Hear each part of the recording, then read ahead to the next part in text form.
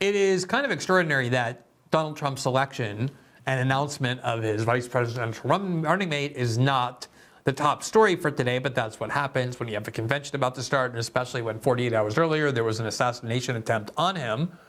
But the announcement of his vice presidential running mate is extremely important because I've always believed that Donald Trump is always teetering between two contradictory impulses. On the one hand, you have the Donald Trump of 2016, who aggressively and purely ran his campaign on a vow not just to subvert and overturn the dogma of the Democratic establishment, but also the Republican Party's establishment in both economic policy and foreign policy, and in general of how those parties operate, and all the populist promises that were made about no more wars, needless wars that have nothing to do with the United States, promising to save Medicare and Social Security, making corporations pay higher taxes, especially these big corporate conglomerates who are shipping jobs overseas.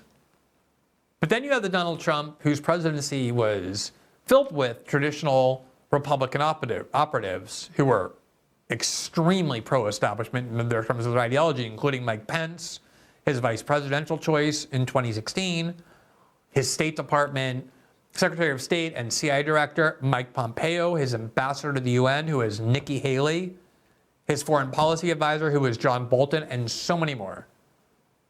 And oftentimes the Trump administration veered in one direction, oftentimes it veered in the other. And of course, the question that should be on most people's minds, especially as Trump looks increasingly likely to be elected if he's not killed between now and the election, is in what direction ideologically does Donald Trump intend to go with the new administration that he's likely to inaugurate on the 20th of January in the year to come. And I always thought that the vice presidential choice was going to be illustrative or suggestive, at least, of that direction. Not dispositive, but definitely important for understanding Trump's current mindset in that regard. And I was very concerned about a lot of the names that were clearly at the top of Trump's list, such as Senator Marco Rubio of Florida, or Tim Scott, the Republican senator from South Carolina. All of these people who have been around Washington who don't have a heterodox or anti-establishment bone in their body.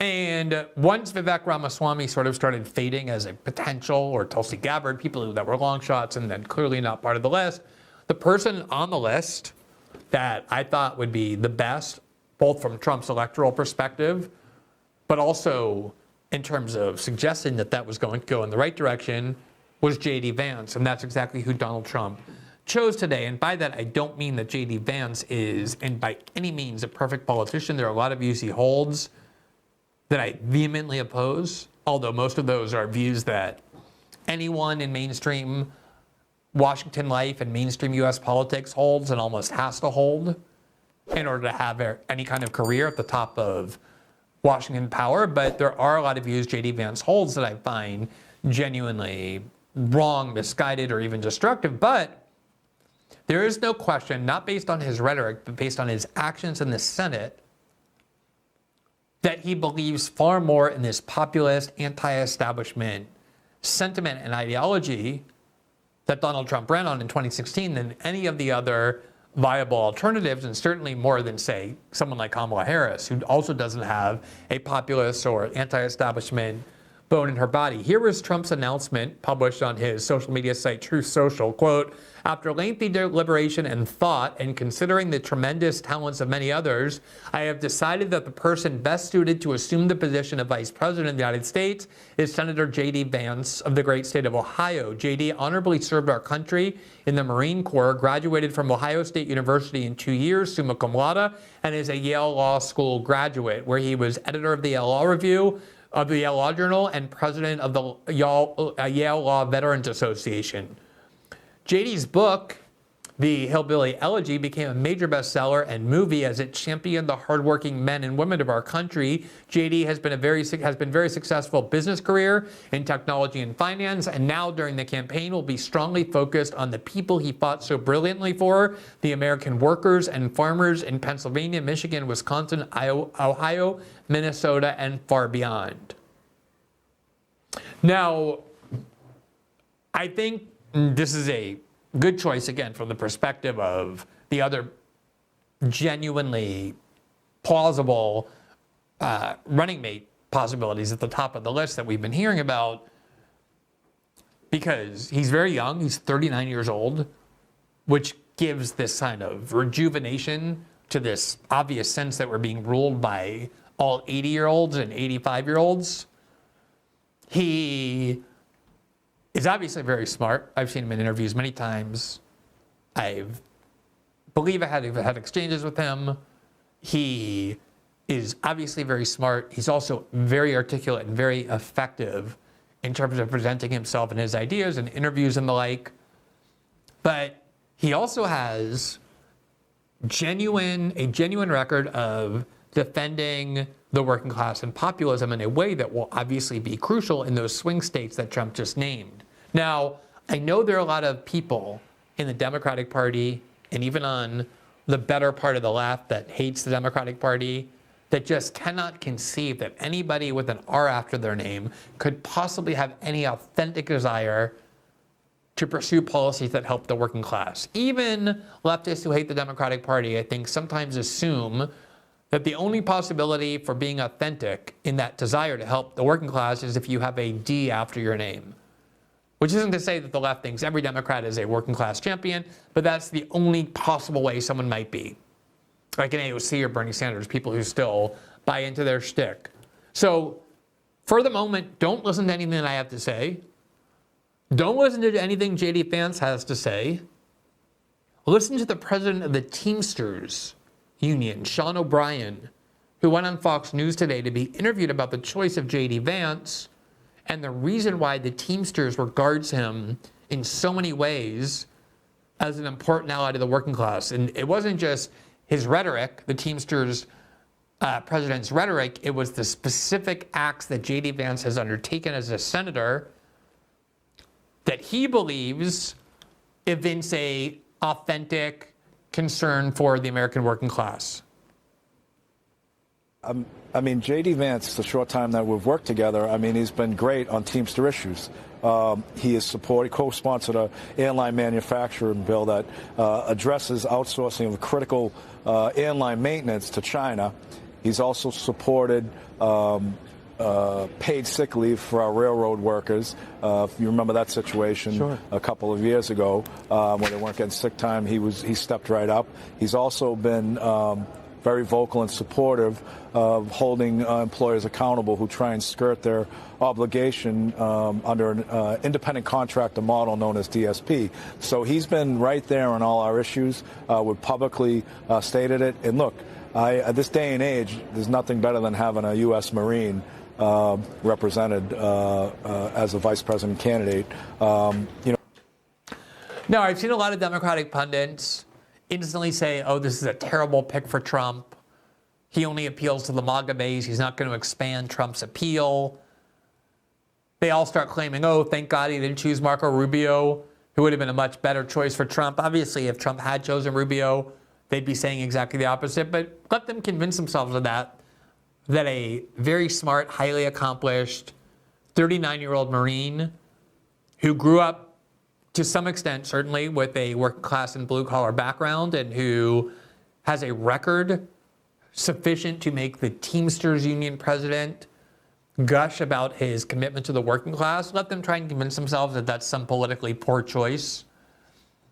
Now, on the question of foreign policy, obviously the platform that Trump ran on of America First means to Trump that the U.S. shouldn't get itself involved in other wars, that we shouldn't be financing other countries' wars, that we should be focused only on policies that actually affect the United States and our own country.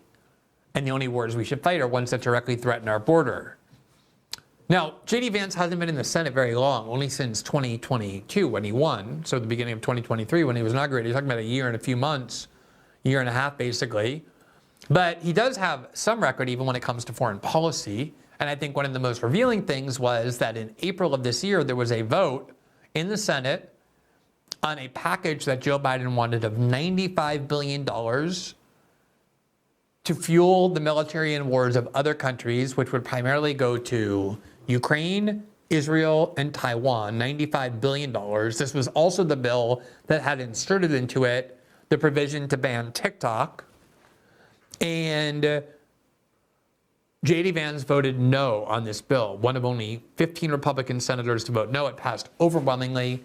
In the Senate, only 2 Democrats voted no, 15 Republicans. The rest, Republican and Democrats, voted yes on this $95 billion package to fuel these various wars. And he made clear, J.D. Vance did, that he supports the Israeli war in Gaza, and he also supports having the U.S. fund the Israeli military and the Israeli war in whole or in part. So I don't want to in any way suggest that J.D. Vance is different than Joe Biden or Kamala Harris or Donald Trump when it comes to the Israeli war in Gaza. He is not.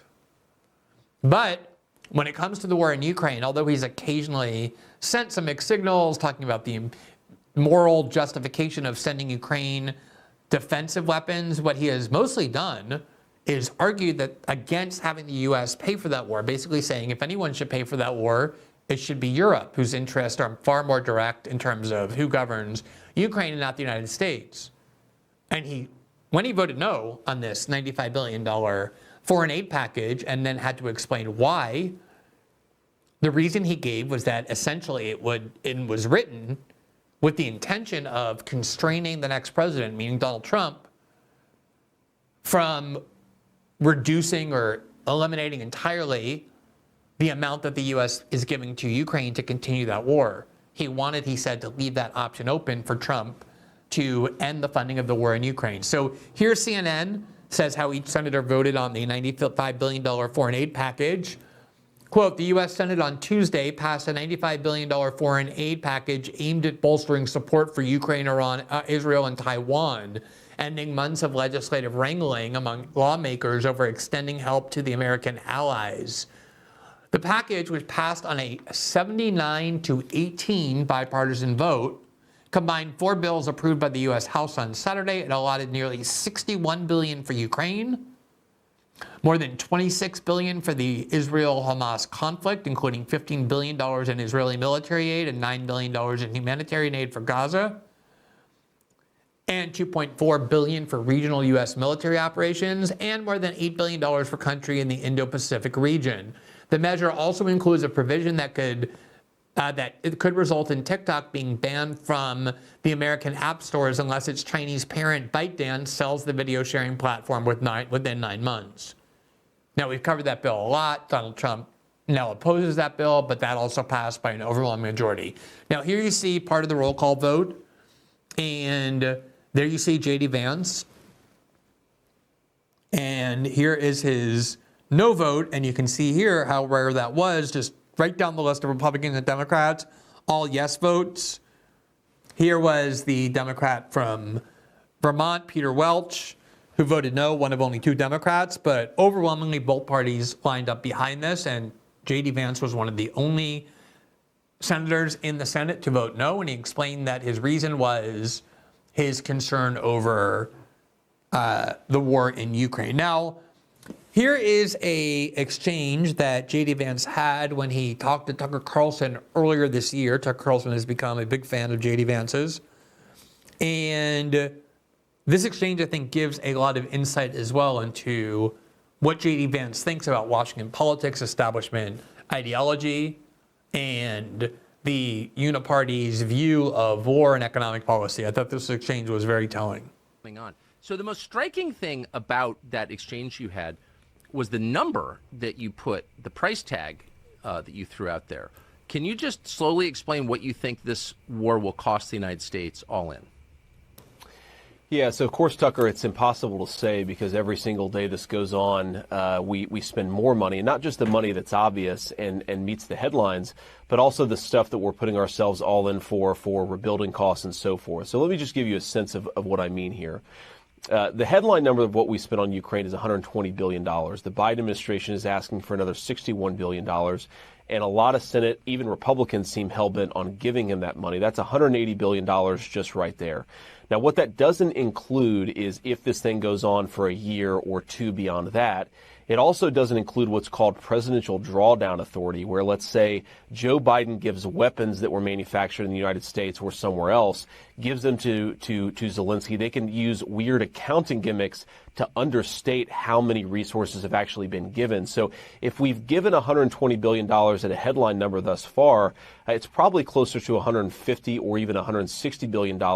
That is partially a guess, but it's an informed guess.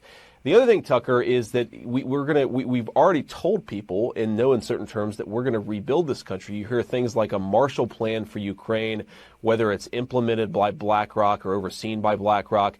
We're talking about an additional $200, $300, maybe $400 billion to rebuild this country. Already, Tucker, the Ukrainians are unable to pay their pensioners. There are critical parts of the Ukrainian state. You know, things like fixing the roads, ambulance services, pension provisions that the Ukrainians can't provide for themselves at this point. So when you take this all in, Tucker, I really think that even if the war ended, let's say 6 months from now, the all-in cost to the American taxpayer is going to be about $500 billion. Again, that is a guess, but it's an informed guess based on what we've already spent and what we might be expected to spend in the future. It's a catastrophic sum of money when you think about, Tucker, what it's accomplished, which is that we've basically turned Ukraine into a rump state. And this can't be overstated. The goal here was always to turn Ukraine into an independent ally that could stand against the Russians. Now, set to the side whether this is a goal worth spending $500 billion for. I don't think that it is. But even if you assume that goal as the policy of the United States of America, we have not accomplished anything close to it. The country has gone from about 40 million people to 28 million people, a ton of prime age men. I mean, men in the prime of their lives here have been killed or wounded or maimed. They'll never be functional people ever again. And that is what we have accomplished here. It has become a rump state that will become a permanent welfare client of the United States of America and of NATO, but I joke almost when I say that NATO is going to pick up the tab here because we all know they won't. All right, now, again, you can find quotes of his saying Putin's invasion was outrageous and immoral, something every American politician says essentially, even that it's morally justified to send them defensive weapons, but not only his most frequent explanations, as you saw there, but also his vote, the thing that matters even more, makes clear that he opposes ongoing, endless funding by the United States. And he always says, which is a good political answer, but it's also true that, look, if people in the West want to fund this war, it should be funded by those countries, the very rich countries in Western Europe closest to that war, and not by us.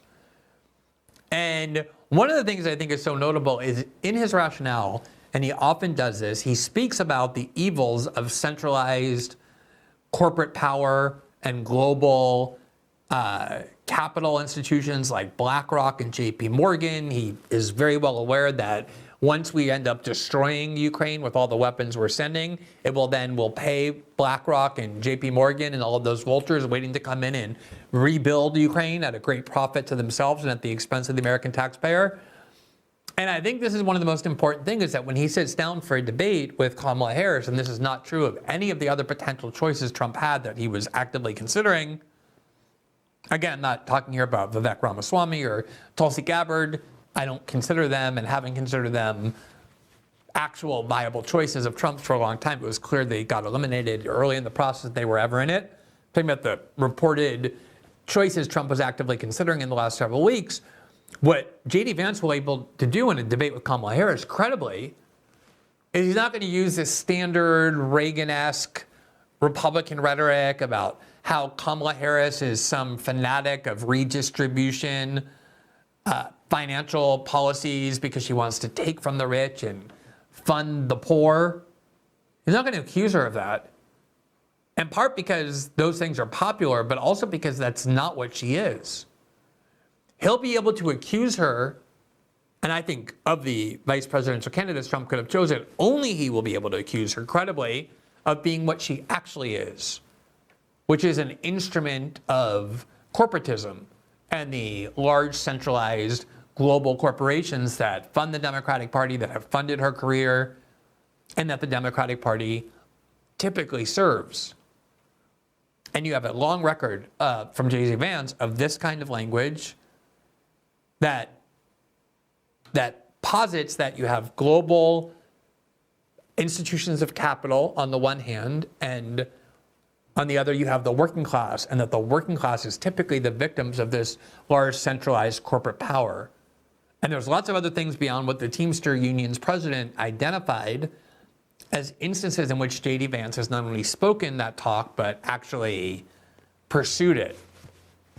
Now, this is a speech that I saw only today, and I just want to show you one clip of it. It was when he gave an address at the Quincy Institute in May of 2024. It was only about a 20-minute speech. You can find this speech on YouTube. If you want to understand J.D. Vance's thinking, I really encourage you to go watch this. It is a well-thought-through speech intended to express his ideology about the Republican establishment and the Democratic establishment. But here is one passage that I found very telling and very interesting. Senator Mitch McConnell was elected literally the year that I was born. And Mitch McConnell is extremely confident about nearly every single foreign policy view that he holds, despite the fact that he's been a senator since I was born, and nearly every foreign policy position he's held has actually been wrong. Okay? So whatever your views, if I could impart something really, really important to you or to anybody else who's listening on social media or otherwise, it's that we have to be open to new arguments. When people say something that challenges our preconceived notions, if your response is to sort of think about it, that's good. Whatever conclusion you ultimately come to. If your response is to kind of seize up and immediately repeat the slogans that we've all heard for the last 40 years, you are part of the problem. And we have to beat back the problem if we're going to fix what's going on in the country. So let me sort of articulate two, and this is not meant to be a full-scale or fulsome explanation of my foreign policy, but there are two principles that I really care about and I think are really important because they bear on this question of the middle class. The first is that the first, there's like a weird feedback there, but the first is that we have to really understand that I think most of us are realists, right? In other words, we think that our foreign policy should pursue America's interests and pursue it ruthlessly. But that doesn't mean, even though we can criticize the moralisms of the past, that we can have a foreign policy that's totally divorced from morality. What I would say is we should have a foreign policy that recognizes that the moral intuitions that should most matter are the moral intuitions of American citizens, okay? That's principle number one, and I'll talk about that in a second. Principle number two is that the most important part of American, got it? Thank you. Principle number two is that the most important part of American foreign policy is actually the strength of our domestic economy and the strength of our domestic population. And if there is something that should worry all of us, I think, it's not that China is showing more belligerence in East Asia, though that certainly should worry us. It's not that China is sort of expanding its scope into South America, into Africa as part of the Belt and Road Initiative, though, again, I do think that should worry us. It's that China, based and because of the stupidity of Washington leaders over the past generation, is now arguably the most powerful industrial economy in the world. Okay, if we're going to lose a war, it will be because we have allowed our primary rival to become arguably our most powerful industrial competitor. And God forbid, I worry that in 10 years, it will become obvious that China is not our primary industrial competitor, but that we're theirs, that they are now the preeminent industrial power in the world. And if we get there, yes, it will be because all of these bad things about China, and we can criticize China. But if we get there, the primary reason will be because our leaders led us down a very stupid path to very predictable consequences. I am angry about the rise of China. And certainly, I don't think that the Chinese are our friends, but I am most angry that American leadership led. All right, he's cut off there in the middle, but he's basically saying, and again, I don't want to overstate the case when it comes to his heterodox foreign policy views. This kind of talk about China is very standard in Washington. But he's not advocating a war with China, either a Cold War or a hot war. He's recognizing the fact that China is, in fact, as strong as, or maybe soon to become stronger than the United States economically. And that's in large part because of the mistakes that the political class has made. And he begins by being pretty scathing about Mitch McConnell's worldview and the way in which the bipartisan class, not just the Democratic Party, have pursued all these words that have not been in American interests. And so I think the fact that this is the kind of thing that J.D. Vance is going around saying should give some further encouragement about which side of that divide he is on, the anti-establishment populist divide or the Republican establishment. Not to any pure or great extent. You can find lots of examples of J.D. Vance reciting standard Washington policy, especially when it comes to foreign policy. He made a lot of his money in the kind of global capital hedge funds and venture capital funds of the kind that he rails against, which oftentimes happens. People enter a certain sector, see the evils of it, and become its enemies. And there's certainly a lot of evidence that he actually does think that way, but he's not some revolutionary who's going to come in and overturn all of Washington. So I don't want to exaggerate that at all. But I certainly think he's far more in that direction than any other of Trump's alternatives. Now, just to underscore the point, I personally think that one of the best appointees of the Biden administration has been Lina Khan at the Federal Trade Commission. And one of the reasons is that we've had Matt Stoller on several times, we've covered this issue many times, is that the larger corporate power becomes, the more concentrated it becomes, the more uncompetitive the market becomes, the more the consumer suffers. And we've had a lot of that in our economy. The disappearance of small business, while things like Amazon and Google just grow and dominate multiple fields. Even in media, we've seen the collapse of small liberal outlets with everything going essentially to the New York Times. That's the pattern of our economy, is that the giants are eating up everyone else, leaving no competition for the consumer. That's why there are antitrust laws that were enforced going back to Teddy Roosevelt, and why antitrust law matters. And it's basically been neglected. Antitrust issues have for decades. Under Reagan, under Bush, under certainly Bill Clinton, under Bush and Cheney, under Obama, all of whom were constantly aggrandizing large corporate power. And one of the few good appointments, in my view, and a lot of people may not agree with this, is Lina Khan, because she has actually been pursuing pretty aggressively the enforcement of antitrust laws, trying to combat the centralized control of corporate power in the tiny number of hands, which not only can leave the consumer with no options financially, but it's also very bad for a democracy where you have these massive tycoons and then everybody else sort of lingering. And there are some Republicans who hate Lina Khan, who think she's some sort of communist or whatever. It's been kind of weird because she goes after big tech more than anybody. Republicans claim to be opposed to big tech, concerned about its centralized power, and yet they talk a good game, but they get a lot of money from Google lobbyists, people like Jim Jordan, and then they block any reform of big tech. But there are a lot of Republicans who have been praising Lina Khan for standing up to centralized corporate power, which I would suggest, again, is one of the authentic common strains of J.D. Vance's worldview. And J.D. Vance is one of the people who says that she's doing a good job. Here from The Hill in February of 2024, the headline, J.D. Vance, the Biden Federal Trade Commission chief is, quote, doing a pretty good job. Quote, a lot of my Republican colleagues look at Lina Khan and they say, well, Lina Khan is some sort of engaged in a fundamental evil thing. And I guess I look at Lina Khan as one of the few people in the Biden administration that I think is doing a pretty good job, Vance said Tuesday at Bloomberg's Remedy Fest Technology Forum. Vance acknowledged that supporting Khan's aggressive antitrust enforcement, especially against tech firms, sets him apart from, quote, most of his Republican colleagues.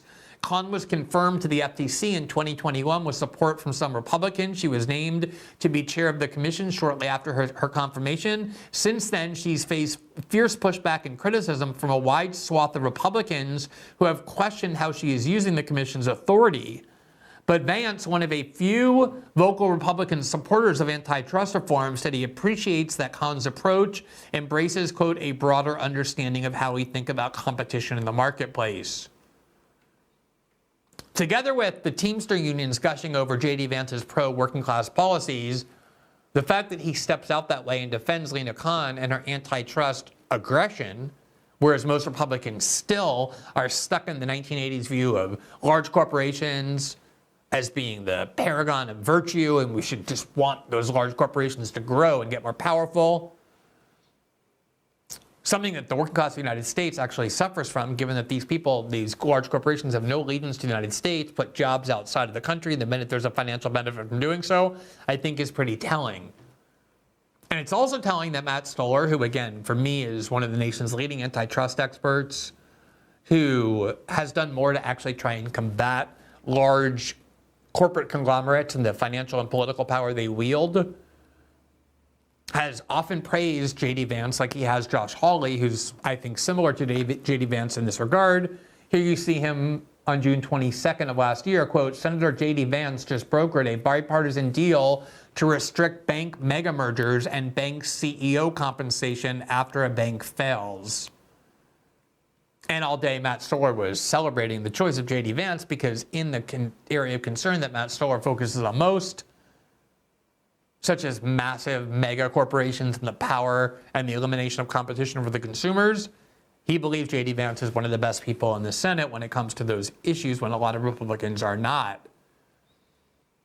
We'll have Matt Stoller on at some point this week, maybe tomorrow on Wednesday, to talk about all of that. Here from the Wall Street Journal in March of 2024 is this headline, quote, big corporate mergers get fresh tax scrutiny in Washington. And two of the senators behind it are Senator Whitehouse, the Rhode Island Democrat, and J.D. Vance of Ohio. And the Wall Street Journal says they disagree on tax policy, but they pair up to propose a century-old piece of corporate tax law. Senator Sheldon Whitehouse and J.D. Vance want to eliminate companies' ability to do tax-free mergers like the pending Capital One Discover deal.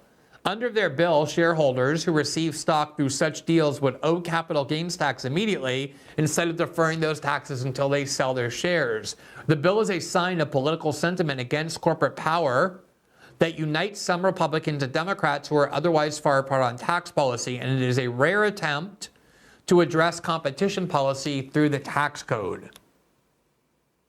Now, as I said, it's oftentimes very difficult for Democrats or liberals and the left to believe that anyone who's a Republican has any real concern for the working class. But it's worth remembering that in 2020, when the Congress was passing a COVID relief bill that was only transferring billions of dollars to the largest corporations, giving nothing to American citizens, it was Bernie Sanders who stood with one Republican senator, Josh Hawley, to filibuster that COVID relief bill unless it provided direct payments to American citizens, not just to big corporations. And they succeeded, those two did, Josh Hawley and Bernie Sanders, in getting into that bill, inserted a $600 direct payment to workers and to American citizens, and it was sent to the Trump White House, and Donald Trump vetoed it. This was after the 2020 election, arguing that the $600 was insufficient and that it should be a $2,000 direct payment. And that was what the Georgia race was supposedly about with Raphael Warnock and John Ossoff. And so that was an example of two self-proclaimed populist Republicans, Josh Hawley and Donald Trump, working with Bernie Sanders, or with Donald Trump, to obtain more direct payments for ordinary Americans and not just for corporations. Here's what my former colleague at The Intercept, Jed Zalani, said today, quote, the Club for Growth, which is one of the Republican Party's main corporate enforcers, strongly opposed Vance's election to the Senate, warning that he is, quote, for government control of businesses and even higher taxes. They spent millions to block him. Here, Fox News in October of 2023 reported this: Republican senators introduce a standalone bill to aid Israel without more funding to Ukraine.